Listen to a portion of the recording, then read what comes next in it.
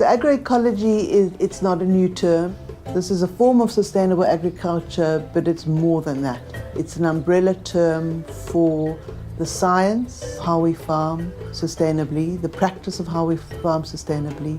But more than that, agroecology is also about a social movement. So when we talk about sustainable agriculture, often one doesn't think necessarily of a political dimension, but agroecology incorporates that as well. So it's looking at movements around food sovereignty, around rights to food, as well as the way we farm and the research that we need to inform the way we farm. Agroecology is farming using Mother Nature's way. Mother Nature's way is one of caring and food production systems. We farmers consider the farm as part of the ecosystem. We want to encourage biodiversity. We want to get beneficial insects into the farm. We want to get pollinators onto the farm. For every one pest, there's 1,700 beneficial insects. Now, all we need to do is to keep the correct balance, is bring the beneficial insects onto the farm, and then take care of the pests. I'm organic. I need to do companion gardening to help me with pest control and also to help me build the soil. We have a variety of vegetables in our garden. You will find the cabbage, the leeks, onions, and New Zealand spinach. We have carrots, turnips. When I studied commercial farming, I realized what was really happening out there in the corporate world. And that is all about production. So when I did my practical on one of the farms, we had to protect ourselves when we did the fertilizers and we did the pest control.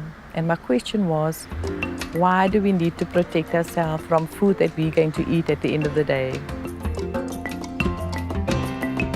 We decided to take a different route. Instead of following my dream as a commercial farmer, then rather do organic, growing your own vegetable. It's cost effective. You know where your vegetables come from, and it adds value to your health.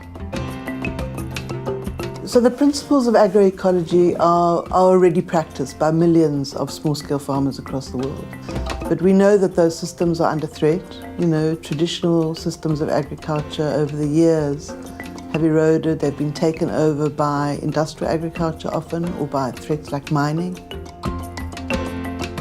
Small-scale farming is producing 70% of global food. The problem with South Africa is that because of apartheid and colonialism and land dispossession, small-scale farming has been almost wiped off the agricultural landscape. The problem with that is the industrial farming is producing food in a country where 14 million people are starving. So we've got a government that's very supportive of genetically modified crops and promoting the use of genetically modified seed and hybrid seed over and above traditional seed. Uyasipha lebe wesingayithandi kodwa ke asiyisebenzisi.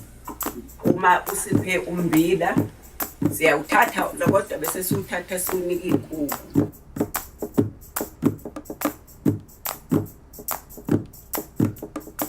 Noma khona beshayisa khona ke njengama-chemicals ke sithi asiwadingi kodwa bewaletha. We really have to shift cultures and we have to shift thinking within the South African government, and we have to link that very strongly to what's happening around land reform, because land reform really is an opportunity to change the way in which we do agriculture.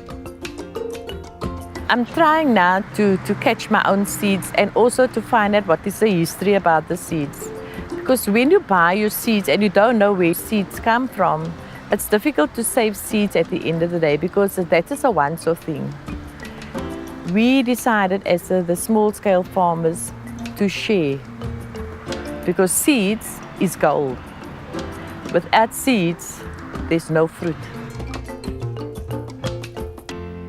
Once a week, Khadija would stop by on her way home and she would buy her vegetables because she prepares meals. When it's organically grown, like at Magda's, you know exactly what's in it. It's what you get. There's no pesticides or any other chemicals that they've added. It's full of nourishment. It's something we have to really look into and be conscious of what we put into our bodies, because you can heal yourself if you eat healthy. It's very important for us to know where our food comes from, because basically what we eat impacts the planet in some way or another. When buying and purchasing from small-scale fishers or from small-scale producers, you are actually having the minimalist impact that there can be to the ecosystem and to the environment.